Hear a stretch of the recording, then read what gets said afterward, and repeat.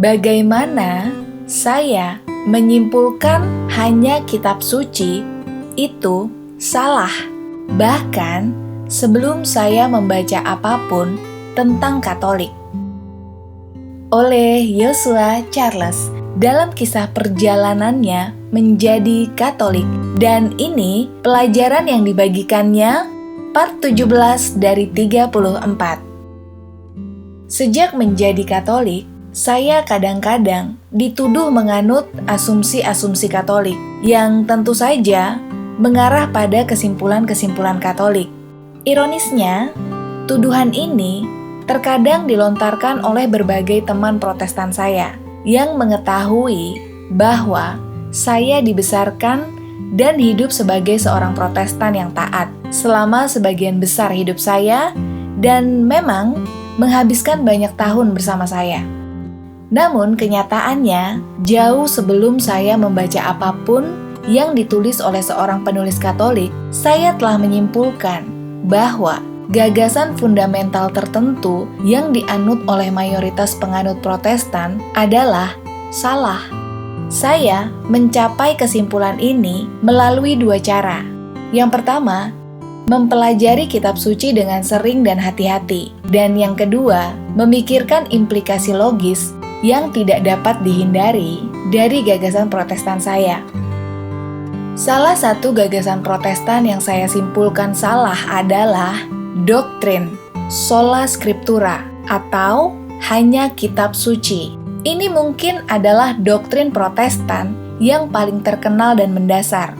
Dan oleh karena itu, kesimpulan saya bahwa doktrin itu salah bagi saya cukup traumatis. Karena tidak ingin mengganggu keyakinan orang lain, maka saya tidak pernah menyebutkan perubahan pikiran saya di depan umum. Namun, saya terus mempelajari masalah ini dan membahasnya dengan berbagai mentor dan teman-teman terpelajar. Dan hampir semua dari mereka mengakui bahwa saya mengemukakan poin-poin penting dan tidak satu pun dari mereka memiliki jawaban yang baik terhadap poin-poin tersebut. Tentu saja, hal ini bukan hanya terjadi sebelum saya menjadi Katolik, tetapi bahkan sebelum saya membaca satu pun dari penulis Katolik.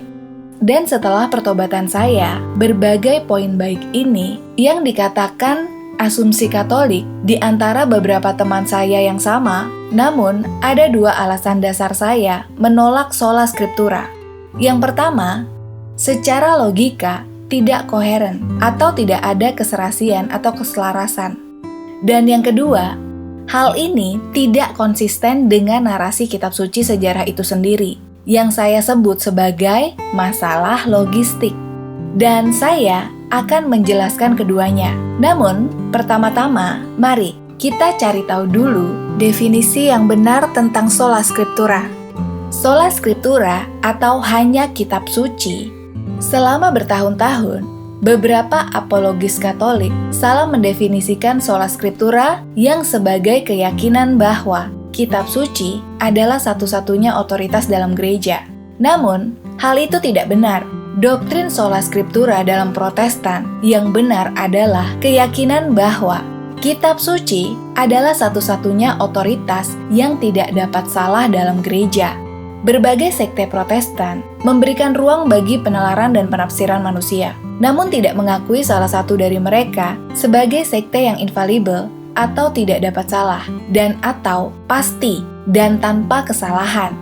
Meskipun saya tidak pernah menjadi seorang Protestan yang direformasi, namun saya mengakui bahwa tradisi yang direformasi adalah salah satu tradisi yang lebih ketat secara intelektual dalam Protestantisme. Jadi, ketika menghadapi keraguan saya tentang sola scriptura, saya kebanyakan menggunakan sumber-sumber yang sudah diperbaharui untuk memastikan saya tidak meragukan orang-orangan sawah. Namun, sumber-sumber yang telah direformasi itulah yang akhirnya mendorong saya untuk menolak sola scriptura. Dan yang paling menonjol di antaranya adalah pengakuan iman Westminster pada tahun 1646 yang dipandang oleh banyak orang sebagai pengakuan iman Protestan klasik yang bagian-bagiannya mengenai kitab suci dapat diafirmasi oleh sebagian besar sekte Protestan. Pada bab pertamanya, dari kitab suci mendefinisikan sola scriptura sebagai doktrin yang bertumpu pada dua pilar.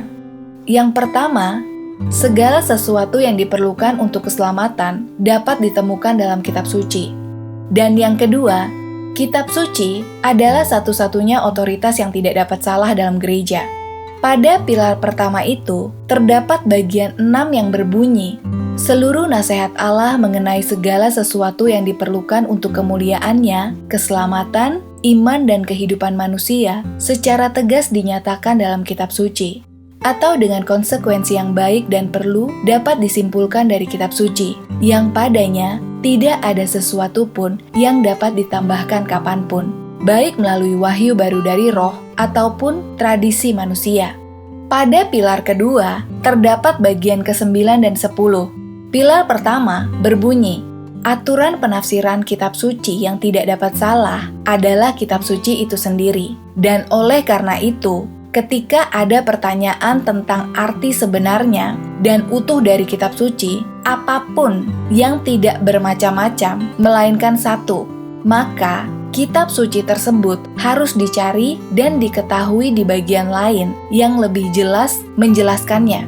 Dan pada bagian 10, memperkuat poin itu, berbunyi, hakim tertinggi yang menentukan semua kontroversi agama dan semua keputusan dewan, pendapat para penulis kuno, doktrin manusia, dan semangat pribadi harus diperiksa. Dan keputusannya yang harus kita bersandar adalah hakim yang tidak bisa dipercaya, selain Roh Kudus yang berbicara dalam kitab suci. Jadi, kita mempunyai doktrin sola scriptura yang adalah semua yang diperlukan untuk keselamatan akan dapat ditemukan dalam kitab suci, dan satu-satunya otoritas yang tidak dapat salah yang menentukan makna kitab suci adalah kitab suci itu sendiri. Nah, disinilah saya menyadari masalah mencolok dengan sola scriptura yang secara logika tidak koheren.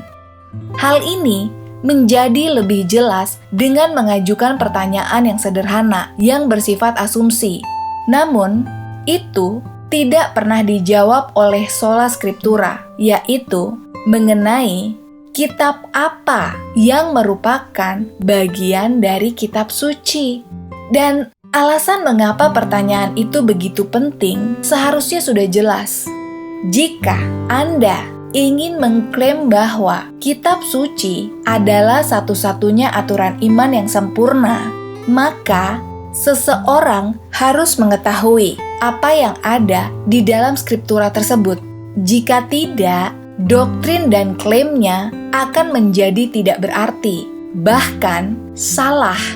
Namun, sola scriptura tidak pernah menjawab pertanyaan itu, dan sola scriptura tidak dapat menjawab pertanyaan itu. Ya, sebab alasannya sudah sangat jelas. Katakanlah ada seseorang yang menganut sola scriptura ditanya, kitab apa yang merupakan bagian dari kitab suci? Dan jawaban mereka adalah kitab X. Dan di mana kitab X? Bagi sebagian besar penganut Protestan, ada 66 kitab yang terdiri 39 dalam Perjanjian Lama dan 27 dalam Perjanjian Baru. Namun, si penanya yang bertanya mempunyai tindak lanjut yang logis dan bertanya, bagaimana Anda tahu bahwa buku-buku itu benar? Hal ini tentu saja memenuhi syarat sebagai salah satu kontroversi agama yang dimaksud dalam bagian 10 dari pengakuan iman Westminster. Bagaimana tidak? Artikel tersebut memberi kita jawaban yang jelas mengenai satu-satunya cara untuk menjawab pertanyaan itu, yaitu melalui Roh Kudus yang berbicara dalam kitab suci. Dan seperti pada bagian 9, juga sudah memperjelas bahwa satu-satunya cara agar kita bisa mencapai pada jawaban yang infallible, yang artinya pasti dan tanpa kesalahan, terhadap pertanyaan-pertanyaan tersebut adalah melalui kitab suci itu sendiri. Oleh karena itu, pertanyaan kitab apa yang merupakan bagian dari kitab suci hanya dapat dijawab secara infallible, atau pasti dan tanpa kesalahan oleh kitab suci itu sendiri. Dan disinilah sola scriptura jadi berantakan. Tidak ada daftar isi yang diilhami yang memungkinkan kita menjawab pertanyaan ini berdasarkan kitab suci.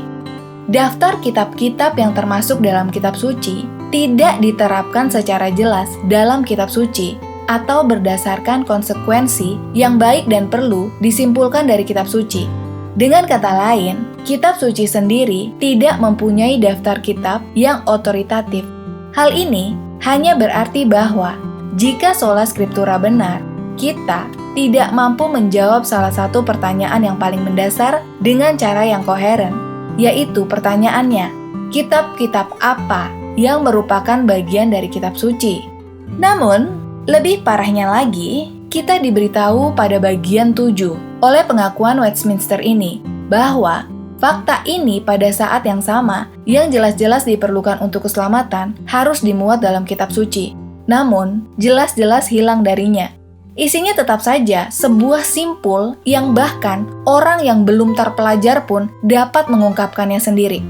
Dan yang berbunyi, segala sesuatu dalam kitab suci tidak sama jelasnya dan juga tidak jelas bagi semua orang.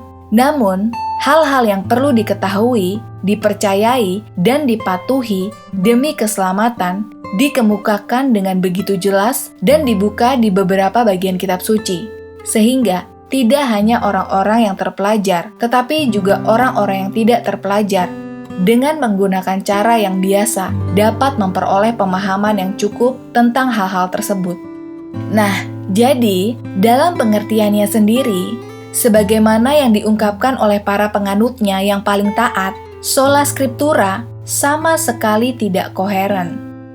Dan saya menyadari bahwa sola scriptura tidak koheren dari sudut pandang lain, yaitu dari sejarah suci yang diriwayatkan oleh kitab suci itu sendiri, yang kemudian saya menyebutnya sebagai masalah logistik.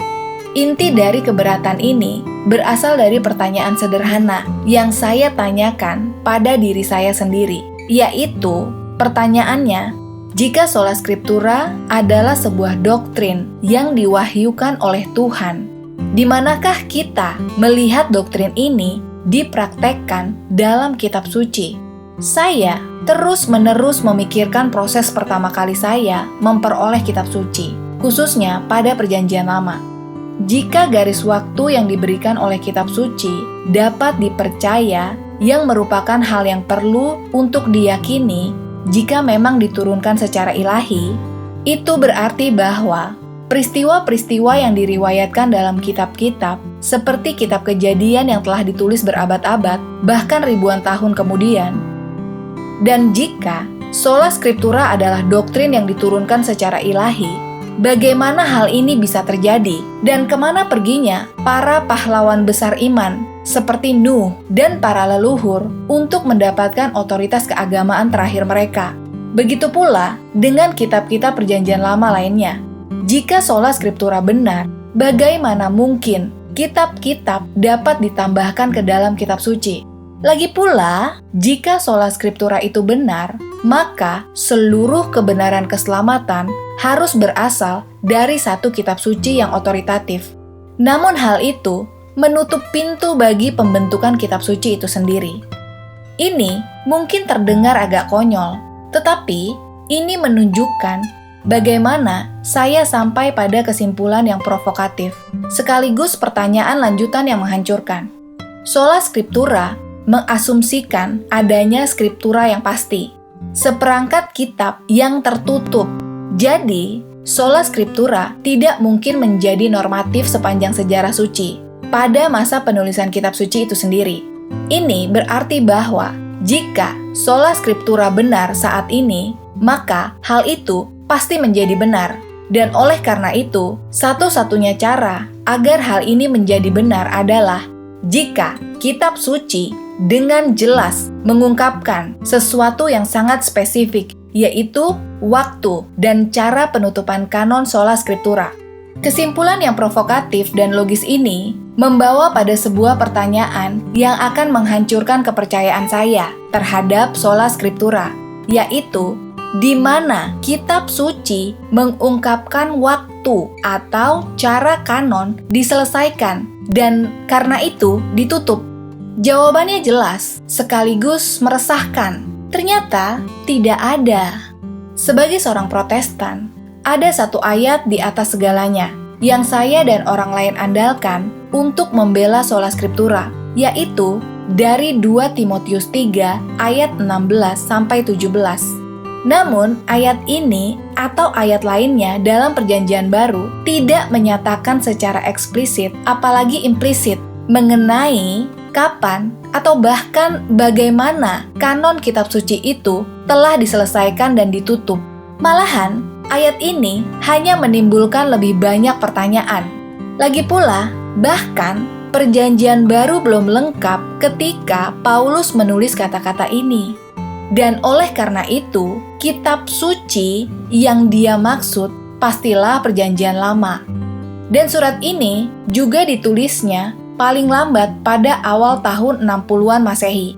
Namun setidaknya satu kitab Perjanjian Baru, mungkin beberapa, ditulis beberapa dekade kemudian. Misalnya, hampir semua pakar sepakat bahwa Wahyu adalah kitab Perjanjian Baru yang terakhir ditulis. Namun bahkan, usulan awal penulisannya adalah beberapa dekade setelah surat Paulus kepada Timotius.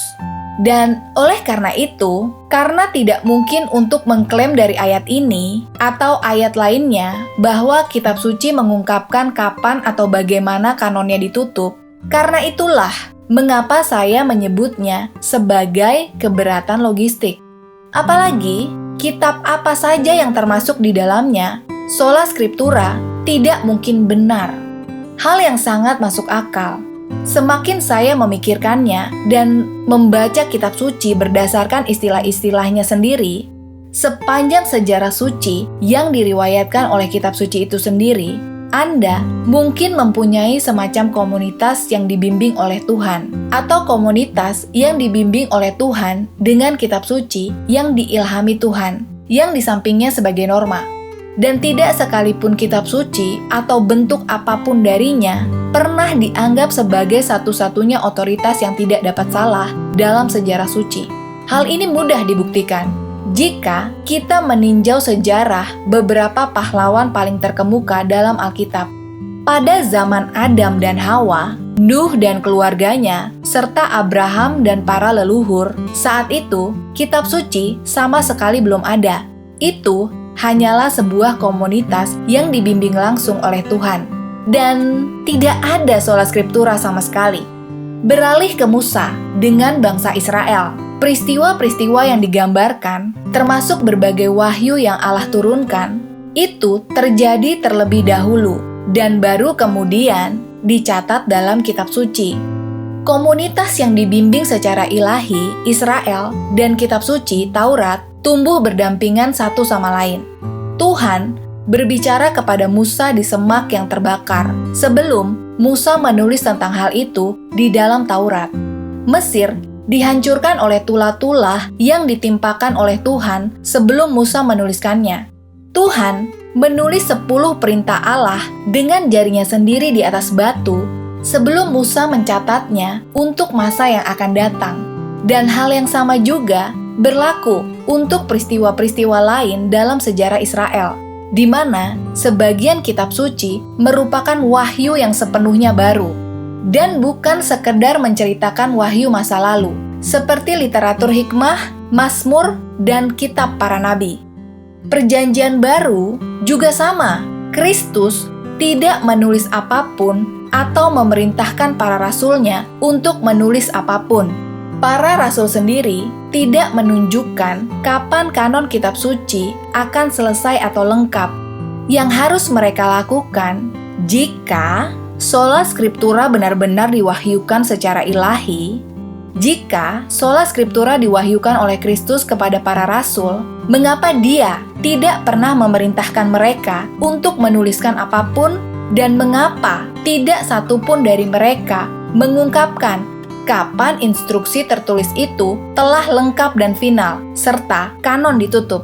Faktanya, kecintaan saya terhadap kitab suci dan pembacaan saya yang terus-menerus terhadap kitab suci membuat saya menyadari bahwa tidak pernah satupun orang Kristen mula-mula didorong untuk percaya atau bertindak seolah-olah sola scriptura itu benar. Walaupun saya sudah berusaha melakukan keduanya, tidak seorang pun yang beriman beranggapan menentang seorang rasul atau penatua yang ditunjuk oleh mereka dengan menafsirkan tandingan terhadap kitab suci yang didasarkan pada otoritas kitab suci yang tampak lebih tinggi. Faktanya, pada konsili besar gereja yang pertama dalam Kisah Para Rasul 15, para rasul tidak mengacu pada otoritas kitab suci, namun pada otoritas mereka sendiri dan otoritas Roh Kudus. Sebuah fakta yang signifikansinya saya jelaskan secara rinci di sini. Singkatnya, ketika saya berasumsi dan bertindak seolah-olah sola scriptura benar sepanjang hidup saya, semakin saya mempelajari kitab suci dan jauh sebelum saya membaca buku Katolik, saya menyadari bahwa sola scriptura sepenuhnya tidak dipercaya, apalagi ditindaklanjuti oleh orang Kristen manapun dalam gereja Alkitabiah. Kitab suci juga tidak pernah membicarakan satu hal yang secara logis harus dibicarakan. Jika sola scriptura benar, yaitu penutupan kanon. Perjanjian Baru memperlihatkan pola yang sama, seperti yang terlihat dalam Perjanjian Lama, sebuah komunitas yang dibimbing oleh Tuhan yang memiliki kebenaran-kebenaran yang diwahyukan sebelum adanya kitab suci yang diilhami oleh Tuhan dan komunitas yang dituntun oleh Tuhan, di samping kitab suci yang diilhami oleh Tuhan yang keluar darinya. Kesimpulannya, masalah logistik ini membantu saya menyadari dua fakta yang menghancurkan sola scriptura, yaitu yang pertama, tidak mungkin mengklaim sola scriptura adalah doktrin yang diwahyukan secara ilahi selama periode waktu penulisan kitab suci. Dan oleh karena itu, yang kedua, satu-satunya cara agar sola scriptura menjadi benar adalah jika kitab suci sendiri mengungkapkan waktu dan cara penyelesaiannya, atau dikenal sebagai penutupan kanon, dan isinya yang tidak pernah diungkapkan. Jadi, sola scriptura tidak hanya tidak koheren dalam istilahnya sendiri, tetapi juga sama sekali tidak konsisten dengan logistik kitab suci. Semua ini dengan risih saya sadari setelah bertahun-tahun mempelajari kitab suci, berpikir dan mengajukan pertanyaan-pertanyaan sulit. Namun, saya terus berharap bahwa seseorang yang cerdas telah mengetahui semuanya. Dan ternyata, paku terakhir dalam peti mati itu datang dari semua tempat, dari seorang Presbyterian yang percaya pada pengakuan iman Westminster, yaitu R.C. Sproul. Dalam ceramahnya tentang kanon, R.C. Sproul, mengatakan hal yang berbunyi, Protestantisme klasik berpendapat bahwa penyusunan kanon adalah kumpulan buku-buku yang tidak dapat salah. Gereja berusaha untuk tekun. Gereja berusaha untuk patuh. Gereja berdoa memohon bantuan dan dukungan takdir. Namun, gereja tidak mengklaim dirinya sempurna di sini. Kami hanya mengatakan, sepengetahuan saya dengan kemampuan terbaik saya. Menurut penilaian terbaik kami, inilah buku-buku yang kami percaya dan kami terima menjadi kitab suci. Tapi bisa saja kami salah. Itulah pendirian yang saya ambil. Anda bertanya kepada saya, apakah mungkin? Apakah ada kitab dalam Perjanjian Baru yang tidak termasuk di dalamnya? Saya akan berkata, ya, mungkin. Jika Anda berkata kepada saya, R.C. Sproul, mungkinkah ada buku yang ditulis seperti 1 Clement? Mungkinkah ada buku yang ditulis seperti 1 Clement yang tidak termasuk di dalam buku itu dan seharusnya masuk ke sana? Saya akan berkata, ya, itu mungkin. Jika Anda bertanya kepada saya, maka saya akan memberikan hasil bagi kemungkinan dalam buku saya. Penilaian saya tidak akan memberimu 1 dari 10 juta peluang. Tidak ada karya gereja dalam konsili dalam sejarah gereja yang lebih saya yakini selain bahwa gereja telah mengambil keputusan yang tepat dalam mengakui kitab suci. Jelas, dan itu bukanlah tugas yang sulit. Ini adalah sebuah proses sejarah, sebuah proses yang tentunya dipimpin oleh penyelenggaraan Tuhan, dan sebuah proses yang menurut saya tidak perlu dikhawatirkan oleh umat Kristiani manapun. Karena menurut saya, kita mempunyai banyak alasan untuk percaya dengan keyakinan penuh bahwa kitab-kitab yang benar oleh kasih karunia Allah telah disampaikan dengan selamat selama berabad-abad kepada gereja saat ini.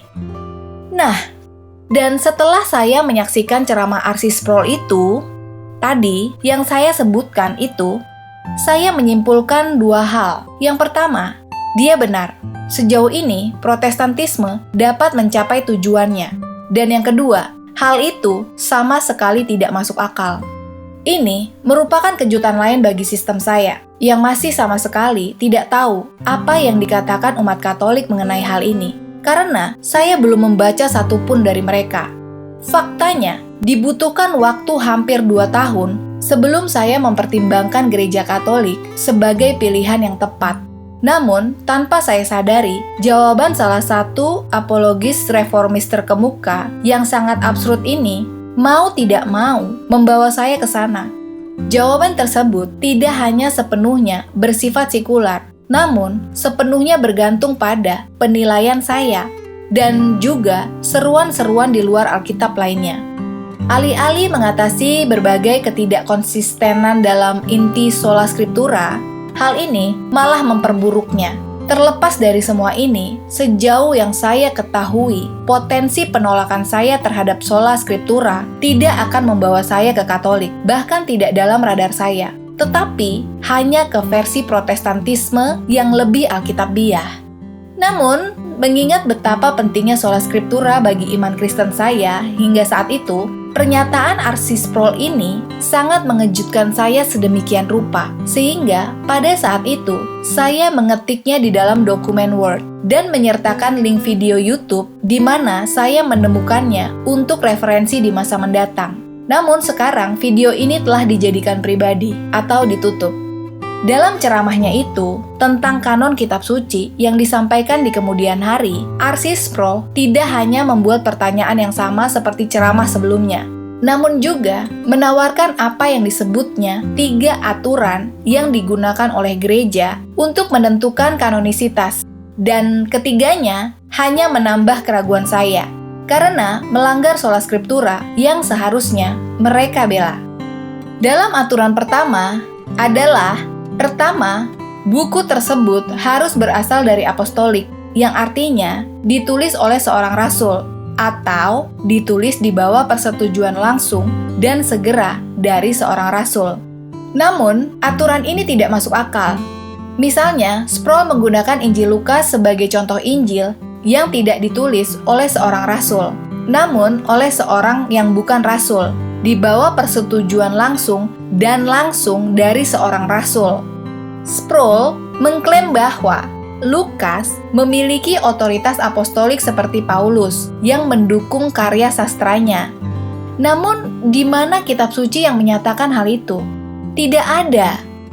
Satu-satunya penyebutan kata Lukas dalam Perjanjian Baru semuanya ditulis oleh Paulus, yaitu adalah Kolose 4 ayat 14, 2 Timotius 4 ayat 11, dan Filemon 1 ayat 24.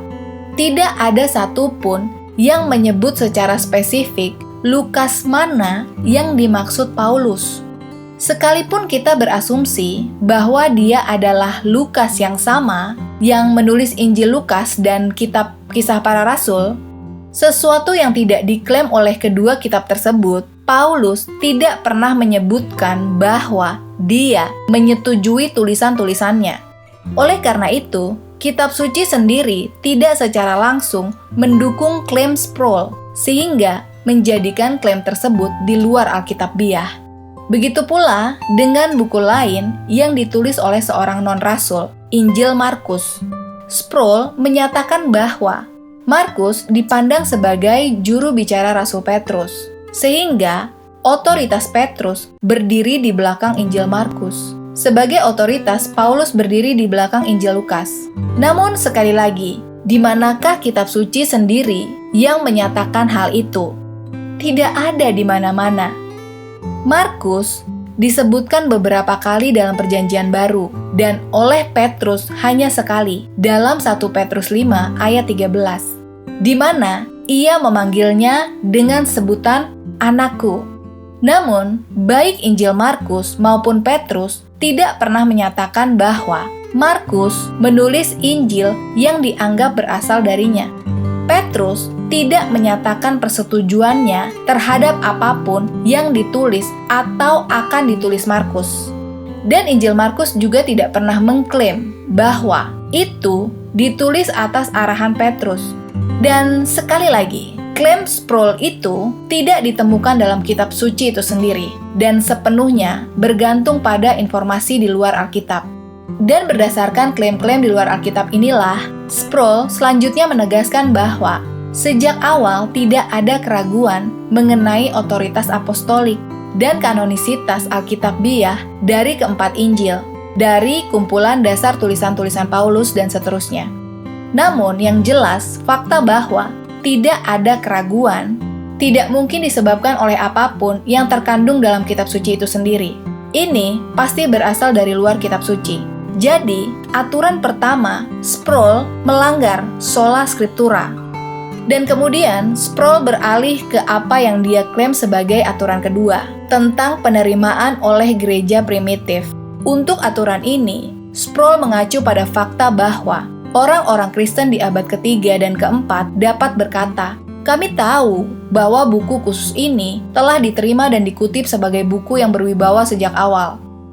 Oleh karena itu, walaupun Sproul yakin bahwa gereja tidaklah infalibel, walaupun ia yakin bahwa gereja telah membuat keputusan yang benar mengenai kanon, ia menggunakan gereja sebagai kriteria yang valid untuk menentukan isi kanon dari gereja.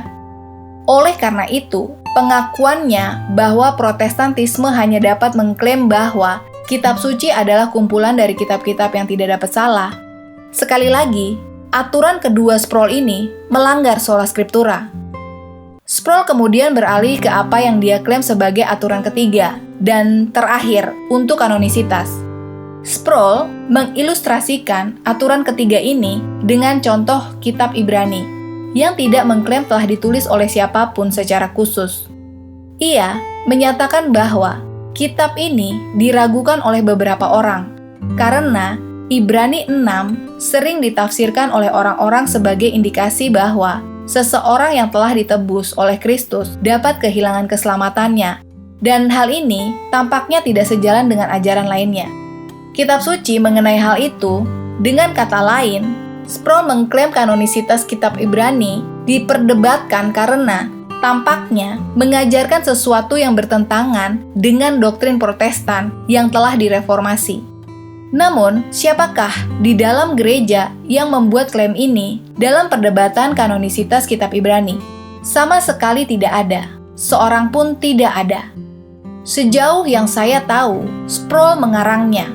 Dan dalam melakukan hal tersebut, saya menyadari, Sproul mengandalkan asumsi tersembunyi, yang kemudian saya temukan jauh lebih sesuai dengan pandangan Katolik tentang kanon kitab suci, yaitu doktrin yang sudah ada sebelumnya dan kepercayaan dapat dan harus sejalan dengan kitab suci.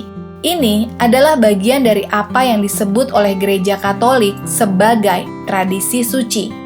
Lagi pula, bagaimana kanonisitas kitab Ibrani bisa diperdebatkan, kecuali gereja mula-mula berasumsi demikian.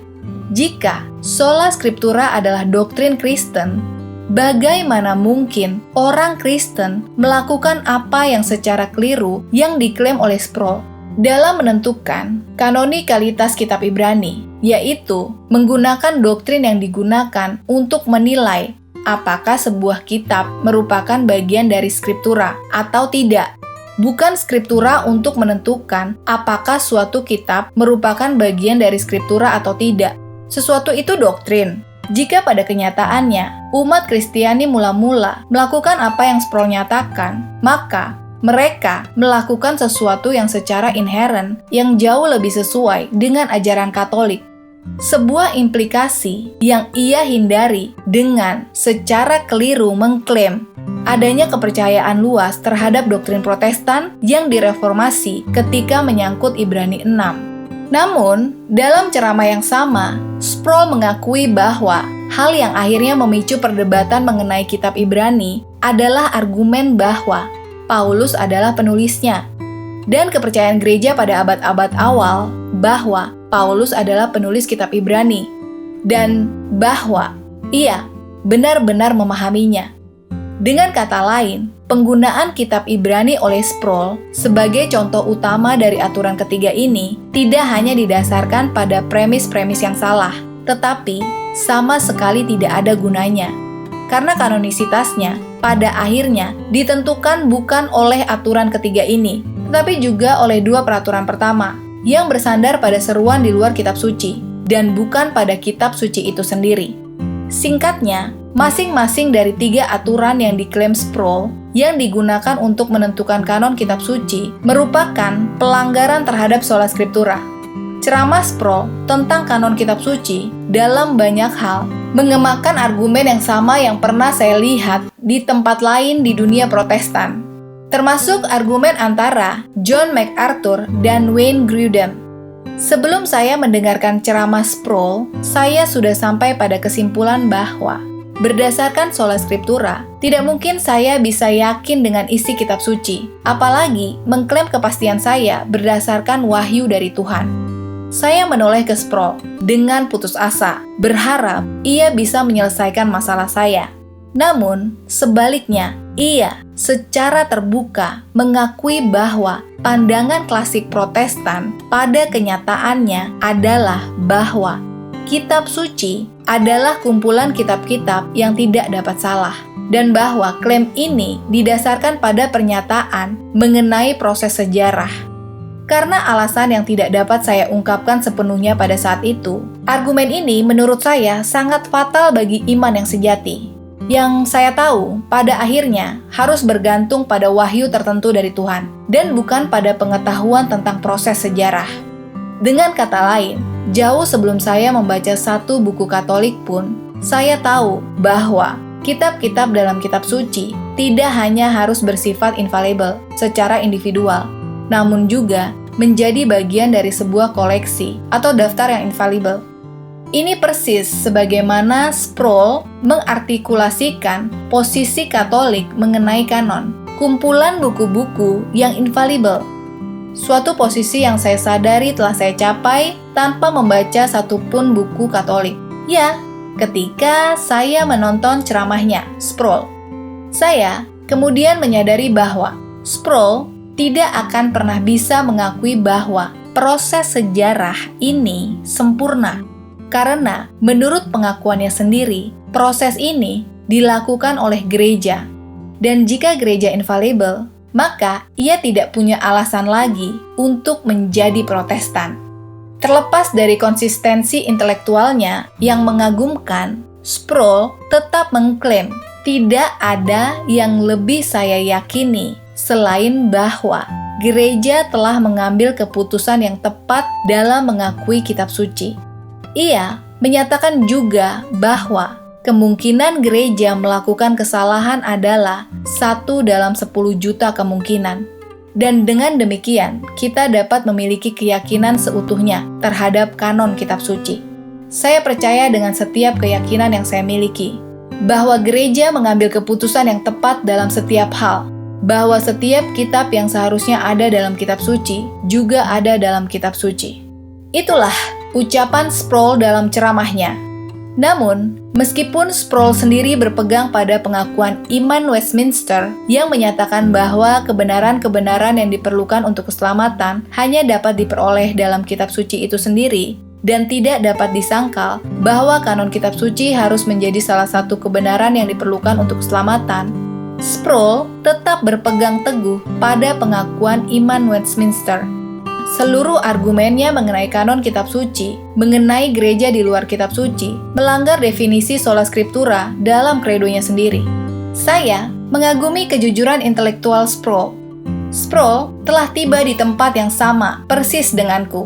Tapi, itulah yang membuatku takut. Namun, hal itu menghancurkan semua yang saya kira saya tahu tentang kanon kitab suci dan juga sumber utama iman saya sebagai seorang Kristen.